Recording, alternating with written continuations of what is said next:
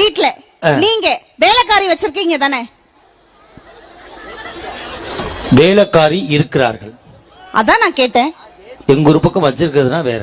ஓ, உங்க வீட்ல வேலைக்காரி இருக்கிறார்களா? இருக்கிறார்கள். மாதம் எவ்வளவு சம்பளம் தரீங்க? மாசமானா 12,000. என்னது? ஒரு மாசம் ஆனா 12,000. மாதம் எவ்வளவு சம்பளம் தரீங்க? மாதம் 12,000. ஒரு வருஷத்துக்கு எவ்வளவு சம்பளம் தரீங்க? 12 × 12 299. நீ டீ கடை பாக்கி வச்சதெல்லாம் இங்க சொல்லிக்கிட்டு இருக்காது. 147.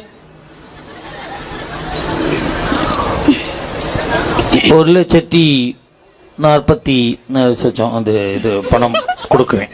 நான் கேக்குறேன், ஒரு வருஷத்துக்கு 1,44,000 தரீங்க. கல்யாணம் பண்ணி, அதாவது ஒரு ஆஃப்டர் ஆல் வீட்டு வேலை செய்யற அம்மாவுக்கே 1,44,000 தரீங்களே.